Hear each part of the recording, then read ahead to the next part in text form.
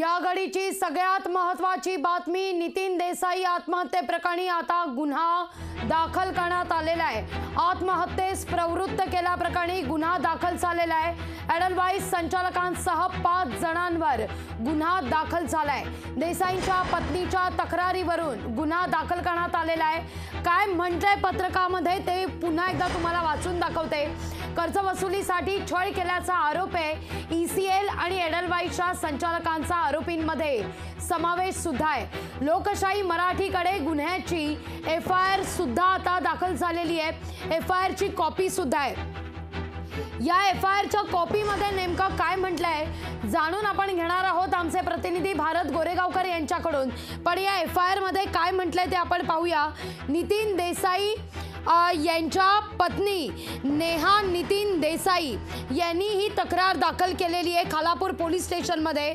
आणि यामध्ये ECL finance company, Edelweiss ग्रुपचे पदाधिकारी यांनी कर्ज प्रकरणामध्ये वारंवार तगादा लावून मानसिक त्रास दिला।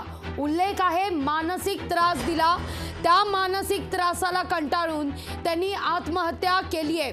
त्यावरून खालापूर पोलीस ठाणे गुन्हा या ठिकाणी दाखल करण्यात आलाय। विशेष म्हणजे 306 अंतर्गत गुन्हा दाखल झालेला आहे। भारत 306 म्हणजे आत्महत्येस प्रवृत्त केल्याप्रकरणी हा गुन्हा दाखल करण्यात आलाय। लागवी निश्चित स्वरूपात ही सर्वात मोठी अपडेट आहे, सर्वात मोठी बातमी आहे। स्वर्गीय नितीन चंद्रकांत देसाई यांच्या मृत्यूनंतर आता खऱ्या अर्थाने घडामोडी मोठ्या घडायला सुरुवात झालेली आहेत। त्यांच्या आज अंत्यविधी होते एनडी स्टुडिओमध्ये। अनेकांच्या उपस्थितीत साश्रुपूर्ण नयनांनी त्यांना अखेरचा निरोप देण्यात आला होता। आणि सरते शेवटी जे वास्तव आहे ते वास्तव आज त्यांच्या पत्नीने खालापूर पोलीस ठाण्यामध्ये मांडलेलं आहे। हीच ती एफआयआरची कॉपी आहे ज्याच्यामध्ये त्या स्पष्टपणे म्हणतायत की नितीन चंद्रकांत देसाई यांना ज्या कंपनीने फायनान्स केला होता, कोट्यावधी रुपयांचा जो कर्ज दिला होता, त्या कर्ज वसुलीसाठी त्यांनी जो तगादा लावला होता त्याच्याने त्यांचं मानसिक शोषण आणि मानसिक छळ सुरू होतं। वारंवार या कर्जातून बाजूला पडण्यासाठी आटोकाट शर्तीचे प्रयत्न केले जात होते। त्यासाठी ते कंपनीजवळ सतत संपर्कात होते। मात्र कंपनीमधल्या ज्या बड्या हुद्द्यावरती 5 अधिकारी आहेत, हे अधिकारी वारंवार त्यांच्या मागे हा तगादा लावत होते। आणि त्यांच्या पासून जो त्रास सुरू होता, तगादा सुरू होता, यातूनच त्यांनी ह्या टोकाचं पाऊल उचललं आणि शेवटी स्वतःचं जीवन स्वतःच्या हाताने जे स्टुडिओ घडवलं होतं त्या स्टुडिओमध्ये त्यांनी संपवलेलं आहे। अशा पद्धतीची फिर्याद त्यांनी खालापूर पोलीस ठाण्यात दिलेली आहे। आणि या फिर्यादीनुसार या कंपन्यांच्या 5 मोठ्या अधिकाऱ्यांच्या विरुद्ध भारदवी कलम 306 आणि 34, 306 म्हणजे आत्महत्येस प्रवृत्त करणे आणि 34 म्हणजे 2 पेक्षा अधिकच्या लोकांनी संगनमताने हे कृत्य करणे, या 2 कलमांतर्गत हा गुन्हा रजिस्टर करण्यात आलेला आहे। आणि आता खरी तर गुन्हा नोंद झाल्यानंतर या प्रकरणाला आणखीन किती मोठी लिंक लागते हे पाहणं महत्त्वाचं राहणार आहे। लागवी निश्चित भारत या प्रकरणी 5 जणांचा देखील उल्लेख करण्यात आलेला आहे। कोण आहेत ही 5 जण, यांची काही ठोस नावं कळतायत का? निश्चित स्वरूपामध्ये 5 जणांची नावं ही आता पोलीस तपासामध्ये अत्यंत गोपनीयतेचा भाग असल्यामुळे ती आतापर्यंत मीडियासमोर, माध्यमांसमोर आलेली नाही आहेत। कारण 306 सारखा गंभीर गुन्हा दाखल करण्यात आलेला आहे, 34 सारखा कलम त्याच्यामध्ये लावण्यात आलेला आहे। आणि यातील जर का नावं आताच बाहेर आली तर कदाचित गुन्ह्यामध्ये, तपासामध्ये अडथळे निर्माण होऊ शकतात। ह्या व्यक्ती कदाचित कायद्याचा आसरा घेऊन यातून पळवाट शोधू शकतात, ही एक आहे। त्यामुळे सर्वात आधी रायगड पोलीस, खालापूर पोलिसांचा प्रयत्न असा राहील की 306च्या कलमाअंतर्गत ज्या 5 बड्या अधिकाऱ्यांवरती हा गुन्हा दाखल झालेला आहे त्यांना पहिल्यांदा तपासासाठी ताब्यात घेणे, याला प्रायोरिटी राहणार आहे। त्यामुळे ही 5ही नावं जी आहेत ती पोलिसांनी मुद्दामहून माध्यमांपासून थोडी अंतरावरती ठेवली आहेत। लागवी भारत, ज्यावेळी या सगळ्या संदर्भात ऑडिओ क्लिपमधून काही गोष्टी समोर येत होत्या, किंवा या जरी तपासाचा भाग म्हणून उघड जरी केल्या नसल्या तरी मात्र याविषयी दबक्या स्वरात का होईना चर्चा होत होती, काही संकेत सुद्धा मिळत होते। पण महत्त्वाचं म्हणजे जेव्हा याविषयी चर्चा एकीकडे होत होती तेव्हा दुसरीकडे कंपनीकडून सुद्धा स्पष्टीकरण देण्यात आलेलं होतं। नितीन देसाई यांच्या दुःखात आम्ही सहभागी आहोत। विशेष म्हणजे ते जेव्हा दिल्लीला गेले होते त्यावेळी मात्र त्यांनी जी याचिका केलेली होती ती फेटाळली, त्यामुळे या सगळ्या गोष्टी घडल्या असं या कंपनीचं म्हणणं आहे. आता मात्र जेव्हा नितीन देसाई यांच्या पत्नीकडून गुन्हा दाखल होतो त्यावर मात्र याविषयी आता कंपनीच्या या सगळ्या प्रोसेस विषयी पुन्हा एकदा सवाल उपस्थित केले जात आहेत. जो मुद्दा आशिष शेलार यांनी सभागृहात सुद्धा उपस्थित केलेला होता, कंपनीवर देखील चौकशी होणं गरजेचं आहे. निश्चित स्वरूपामध्ये या घटनेनंतर कंपनीने वेगवेगळ्या माध्यमातून कोणत्याही माध्यमातून सार्वसार्वची जरी भूमिका घेतली असेल तरी सुरुवातीपासून पहिल्या दिवसापासून आपण या ठाम मतावरती आहोत. कारण ज्या ऑडिओ क्लिप्स नितीन चंद्रकांत देसाई यांनी त्यांच्या मृत्यूच्या आधी केलेल्या आहेत त्या 1-2 नव्हे तर 11 ऑडिओ क्लिप आहेत.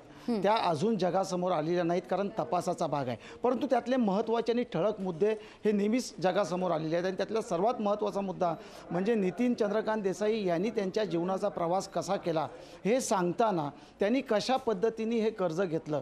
जवळपास 2016 साली त्यांनी त्यांच्या ऑडिओ क्लिपमध्ये काही महत्त्वाच्या बाबी म्हटले. त्यातलीच ही महत्त्वाची गोष्ट आहे की 2016 साली त्यांनी 180 कोटीचं कर्ज हे घेतलं होतं. आणि त्यांच्याच ऑडिओ क्लिपनुसार त्यांनीच या कंपनीवरती आणि या कंपनीतल्या मोठ्या अधिकाऱ्यांची नावं घेऊन स्पष्ट केलं होतं की अगदी कर्ज घेतल्यानंतरच माझ्या मागे तगादा लावण्यात आला होता कर्ज वसुलीचा. अर्थातच या कंपनीचा किंवा या अधिकाऱ्यांचा हा डोळा माझ्या एनडी स्टुडिओच्या प्रॉपर्टीवरती होता.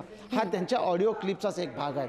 इतकंच नाही आहे तर जी माहिती सूत्रांकडनं आपल्याला मिळते त्यानुसार नितीन चंद्रकांत देसाई आपल्या ऑडिओ क्लिपमध्ये हेही देखील पुढं म्हणत आहेत की त्यांच्याकडून या कंपनीने वसुलीचा तगादा लावला होता. त्याचवेळी त्यांच्याकडनं ॲडव्हान्ससुद्धा इन्स्टॉलमेंट मागितली गेली होती. 2019मध्ये ही ॲडव्हान्सची इन्स्टॉलमेंट त्यांची पूर्तता करण्यासाठी नितीन देसाई यांना पवईमधलं आपलं ऑफिस कार्यालय हे विकावं लागलं होतं.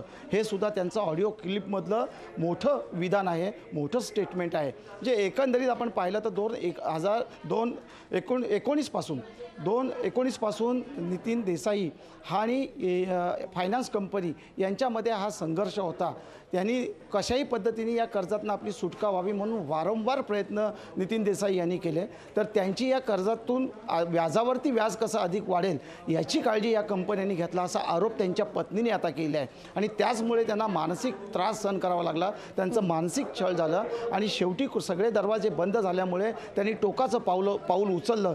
त्यामुळे ही जी माणसं आहेत या ज्या कंपनी आहेत ह्याच नितीन चंद्रकांत देसाई यांच्या मृत्यूस कारणीभूत आहेत, जबाबदार आहेत असा आरोप नितीन देसाई यांच्या पत्नीने केलेला आहे. आणि तशीच फिर्याद खालापूरच्या पोलीस ठाण्यात दिली. त्यामुळे रितसर गुन्हा दाखल झाला आहे. ज्या अर्थी पोलिसांनी या फिर्यादीनंतर गुन्हा दाखल केलेला आहे त्यामुळे बाब स्पष्ट आहे. भारत, माफ करा काही सेकंद तुम्हाला थांबवते. याविषयी बोलण्याकरता रायगडचे स्थानिक मनसे नेते जितेंद्र पाटील आपल्यासोबत जोडले गेलेले आहेत.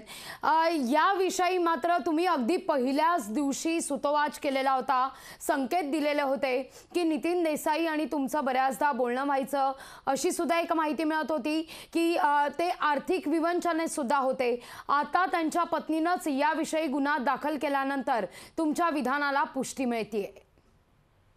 हो नक्कीच. कारण मी ज्या दिवशी ही घटना घडली त्याच दिवशी मी म्हटलं होतं की बँकेचे अधिकारी, खरं तर नितीन देसाई आम्ही त्यांना आवडीने दादा बोलतो, दादा मला नेहमी सांगायचे की बँकवाल्यांना बँकेच्या वसुलीवरती इंटरेस्ट नाहीये तर आपल्या स्टुडिओवरती इंटरेस्ट आहे. त्यामुळे मी त्यांना देखील सांगितलं होतं की आपण मला त्यांची नावं सांगा, आपण पुढे मार्ग काढूया. परंतु ते बोलले सध्या मी प्रयत्न करतो आहे, नाही ऐकलं तर आपण एकदा राजसाहेबांची भेट घेऊया. परंतु शेवटी ती भेट अपुरीच राहिली. परंतु कंपनीचे वसुलीचे अधिकारी जे आहेत त्यांनी खूप मानसिक त्रास आणि खरं तर एनडी स्टुडिओ गिलंकृत करायचे ह्याच उद्देशाने ते दादांशी चर्चा करायचे की त्याच पद्धतीने वसुलीचा तगादा लावायचा. तुमचं हे जे बोलणं होतं देसाई साहेबांशी हे साधारण कधी झालेलं होतं, किती महिन्यांपूर्वी झालेलं होतं की या सगळ्या मुद्द्यावर जर तोडगा निघत नसेल तर आपण राज ठाकरेंशी देखील भेट घेऊ, हे हा जो काही संवाद झालेला होता तो साधारण कधीचा होता, किती काळ लोटलाय त्याला? हा तो 4 ते 5 दिवसापूर्वीचा संवाद होता माझा. 4 ते 5 दिवसांपूर्वी, म्हणजे ही घटना घडायच्या 4 ते 5 दिवसांपूर्वी त्यांची माझी भेट झालेली आणि त्याच वेळेस माझं हे बोलणं झालं होतं. आणि माझ्याशी वारंवार चर्चा देखील व्हायची की आपल्याला बॉलिवूड मध्ये मी जे पहिल्याच दिवशी म्हटलेलं आहे की बॉलिवूड मधल्या अनेक लोकांकडनं आपल्या स्टुडिओला दाबण्याचा प्रयत्न होतोय, आपल्याकडे काम येऊ दिलं जात नाही. हे एक मराठी माणसाने एक एवढं मोठं विश्व उभं केलंय. म्हणजे चित्रपटसृष्टीचे निर्माते दादासाहेब फाळके नंतर आपला हा प्रयत्न आहे की सोनेरी दिवस चित्रपटसृष्टीला आणूया. आणि एक मराठमोळ्या माणसाने एवढा मोठा एनडी स्टुडिओ उभा केलाय. परंतु काही लोकांकडनं आपल्याला दाबण्याचा प्रयत्न कोण होतो. होती ती? काही लोक कोण होती? काही संकेत त्यांनी दिलेले होते का? हो, काही लोक कोण होती मी पहिल्याच दिवशी सांगितलंय की वेळ आल्यानंतर आपण बोलेल. आणि हळूहळू तिथल्या कर्मचाऱ्यांकडनं आपल्या पत्रकारांना ह्या गोष्टी समजलेल्याच आहेत. त्यामुळे मी अधिकृत बोलण्याआधी आता चौकशी आणि तपासाच्या गोष्टी आहेत त्या पूर्ण झाल्यानंतर बाकीच्या गोष्टी तुम्हाला आपोआप कळणार आहेत तिथे. जितेंद्रजी, पण आता याविषयी आपण आपला माणूस तर गमावलेला आहे. ज्याविषयी आपण चर्चा करणार होतो, ज्याविषयी आपण न्याय देणार होतो, आता तो माणूस आपण गमावलेला आहे. आत्ता गरज आहे ती आपल्या माणसाला न्याय देण्याची. म्हणूनच तुम्हाला हा सवाल विचारते, कोण होती ती बॉलिवूडमधली लोक जी एनडी स्टुडिओवर बहिष्कार घालण्यासंदर्भात चर्चा करत होती, दबाव टाकत होती? तुम्ही या संदर्भात राज ठाकरेंशी काही संवाद साधला होता का? काही तिथपर्यंत माहिती दिली होती का? नाही, साहेबांकडे भेट त्यांना हवी होती दादांना. त्यावेळेस काय झालं की दादा बेलगावला सतत त्यांचं काम असल्यामुळे ते मला बोललेले की मी कळल्यानंतर तू साहेबांची वेळ घे असं त्यांनी मला सांगितलं होतं. परंतु त्यांचा मला काही फोन नंतर आला. साधारणतः किती काळ हा बॉलिवूड कडून बहिष्कार टाकण्यात आलेला होता? कधीपासून हा बहिष्कार होता? कोण कोण त्या कंपूत साधारणतः होता? तुम्ही ठोस नावं घेत नाहीये तर मान्य, सगळ्या चौकशीचा भाग आहे, पण काही संकेत? खरं तर एनडी स्टुडिओच्या सगळ्या अधिकाऱ्यांना किंवा नितीन देसाई यांचे काका किंवा सगळ्या फॅमिलीला हे सगळी लोक माहिती आहेत. त्यामुळे अधिकृत त्यांच्याकडनं जसं आज त्यांनी त्या एडलवाईज कंपनीची नावं घेतलेली आहेत तसंच भविष्यातल्या बॉलिवूडच्या लोकांची नावं देखील त्यांच्याकडनं अधिकृत दिली जातील. परंतु ह्या गोष्टींचा त्रास होता एक मित्र म्हणून आणि एक सहकारी म्हणून किंवा ते आमचे मार्गदर्शक होते हे म्हणून मी आज जी घटना घडली त्यानंतर मी हा माझा खेद व्यक्त केलेला आहे. परंतु योग्य वेळ आली किंवा चौकशी आली तर ती त्या चौकशीमध्ये बोलेल तेव्हा सगळ्यांना कळवेल. जितेंद्रजी, पण महाराष्ट्रातला मराठी माणूस सुद्धा नेमका हाच सवाल विचारतोय, कोण होती ती बॉलिवूडमधली माणसं जी मराठी माणसाच्या या स्टुडिओवर बहिष्कार टाकण्याच्या गप्पा करत होती, बहिष्कार टाकण्याचा निर्णय एकवटून घेत होती? मराठी माणसाला पडलेला हा सवाल आहे. ठीक आहे, हा सवाल मला वाटतं हा पोलिसांच्या चौकशीचा भाग आहे. त्यांचे जे काही लिगल टीम आहे सर्व गोष्टी आहेत त्यानंतर डिक्लेअर होणार आहे. परंतु आम्हाला ज्या गोष्टी समजलेल्या ज्या आमच्याशी चर्चा झालेल्या ते मी आज महाराष्ट्रासमोर पहिल्या दिवशी खुलासा केलेला आहे. कारण इतका मोठा मराठी कलावंत ज्याने हे एवढं मोठं विश्व स्वतःच्या बळावरती उभं केलं होतं. जितेंद्रजी, अगदी शेवटचा सवाल तुम्हाला विचारते. ठीक आहे, तुम्ही याविषयी नावं सांगत नाही आहात, पण कधी नितीन देसाई यांनी त्या बॉलिवूडच्या कलाकारांशी संवाद साधण्याचा प्रयत्न केला होता की का आपल्यावर बहिष्कार टाकला जातोय? काही संवादाचा मार्ग अवलंबलेला होता? काही कलाकार एनडी स्टुडिओमध्ये या अगोदर ज्या कलाकारांनी बहिष्कार टाकलेला होता ते कलाकार यापूर्वी एनडी स्टुडिओमध्ये खूप वेळा शूटिंग करायचे. अनेक चित्रपट, दर्जेदार चित्रपट, सुपरहिट चित्रपट तिथे चित्रित झाले. परंतु त्यांना त्यांचे काही त्यांचे जे काही त्यांना भाडं लावलेले, फेअर लावलेले यामध्ये त्यांचं काहीतरी भांडण अशा सगळ्या गोष्टी त्या प्रोड्युसर, डायरेक्टर कोण मला आता एक्झॅक्ट नावं माहित नाही परंतु हे सगळ्या घटना घडलेल्या होत्या. त्यानंतरच एनडी स्टुडिओ बॉयकॉट करायचा असं त्यांचं प्लॅन. म्हणजे ह्या सगळ्या गोष्टी मला नितीन देसाई दादा आहेत त्यांनी सगळ्या शेअर केलेल्या आहेत. मला असं वाटतं त्यांच्या 11 ऑडिओ क्लिप ज्या मिळालेल्या आहेत त्याच्यामध्ये ती नावं असतील. कालांतराने दादांनीच जे महाराष्ट्र मी सांगण्यापेक्षा दादांच्या ऑडिओ क्लिप पण महाराष्ट्राला. धन्यवाद पाटील साहेब, आमच्याशी संवाद साधला त्याविषयी. याविषयी अधिक जाणून घेण्यासाठी थेट जाते आमचे प्रतिनिधी आहेत स्वप्नील जाधव यांच्याकडे. स्वप्नील, नुकतंच नितीन देसाई हे अनंतात विलीन झालेले आहेत. त्यांच्या पार्थिवावर शासकीय इतमामात अंत्यसंस्कार करण्यात आले आहेत. पण एकीकडे भावनिक लढाई जशी आहे तशीच आता कायदेशीर लढाई सुद्धा कुटुंबियांनी सुरू केली आहे. नक्कीच लागवी नितीन देसाई आता अनंतात विलीन झाली. आता माझ्या मागेच तुम्ही जर पाहिलं तर नितीन देसाई यांना अग्नीसुद्धा देण्यात आलेला आहे. मात्र एक बातमी समोर येते, त्यांच्या अग्नी दिल्यानंतर आणखी एक बातमी समोर येते. त्यांच्या संदर्भातच ही बातमी ती म्हणजे त्यांच्या पत्नी नेहा देसाई यांच्या तक्रारीनुसार आता एडलवाईज कंपनी आणि ESL वरती गुन्हा दाखल करण्यात आला. एकूण 5 जणांवरती हा गुन्हा दाखल करण्यात आला आहे आणि या गुन्हा दाखल केल्यामुळे आता अडचणीमध्ये वाढ होण्याची शक्यता आहे. कारण रॅशेस शहा जे आहेत एडलवाईज कंपनीचे मालक, त्यांच्यावरती हा गुन्हा दाखल होणार आहे आणि त्यांची ईडी चौकशी सुद्धा झाली होती. त्यामुळे या सर्व प्रकरणावरती नितीन देसाई यांनी जे आरोप केले होते की मला मानसिक त्रास देण्याचा प्रयत्न झाला, जे कर्ज होतं ते मी व्याजासह परत करत होतो, परंतु त्यांना स्टुडिओमध्ये खरं तर रस होता, स्टुडिओ बळकावायचा होता, त्यामुळे मला मानसिक त्रास दिला जात होता, अशी ती ऑडिओ क्लिपमध्ये असं नितीन देसाई यांनी सांगितलं होतं. आणि त्यानुसार नेहा देसाई जे त्यांच्या पत्नी आहेत त्यांनी खालापूर पोलीस स्टेशनमध्ये हा गुन्हा दाखल करण्यात आला, तक्रार केली होती. नंतर गुन्हा दाखल झाला, तशी प्रेस नोट आता खालापूर पोलिसांकडून सुद्धा जारी करण्यात आलेली. एकूण जर पाहिलं तर रजिस्टर नंबर 269/2023 आणि भादवी 306/34 अन्वये हे गुन्हा दाखल करण्यात आला आहे, कलम लावण्यात आला. म्हणजे नक्कीच ECL कंपनी असेल आणि आता एडलवाईज कंपनीचे जे 5 जणांविरोधात गुन्हा दाखल झाला त्यांच्या अडचणीत वाढ होणार आहे. कारण 2020 मध्ये स्वप्नील, त्यामुळे या 5 जणांच्या अडचणीत वाढ होणार असल्याचं म्हटलं जात आहे. भारत पहिल्या दिवसापासून म्हणजे आता मनसेचे स्थानिक नेते जितेंद्र पाटील यांच्याशी सुद्धा आपण संवाद साधला. पहिल्या दिवसापासून त्यांचं म्हणणं होतं की नितीन देसाई आपल्याशी संवाद साधत होते, ते आर्थिक विवंचनेत होते. त्यांचं असं म्हणणं होतं की इथं कर्ज वसूल करणं हा भाग नाहीये, तर ND स्टुडिओवरच आक्रमण करणं हा भाग असल्याचं नितीन देसाई यांच्याकडून वारंवार म्हटलं जात होतं.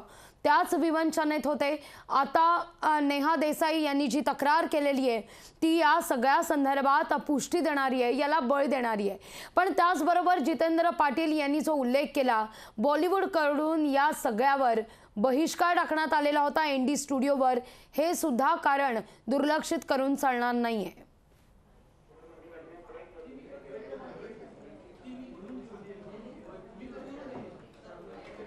भारत,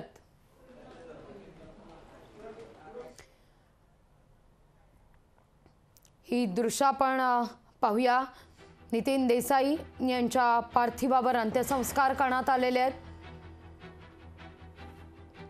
आणि दुसरीकडे नितीन देसाई आत्महत्येप्रकरणी त्यांच्या पत्नीनं आता कायदेशीर लढाई लढण्यास देखील सुरुवात केलेली आहे.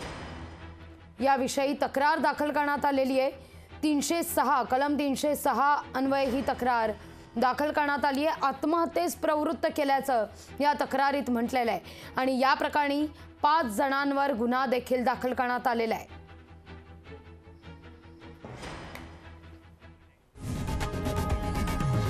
लोकशाही मराठी ऐका, पहा, जागरूक रहा.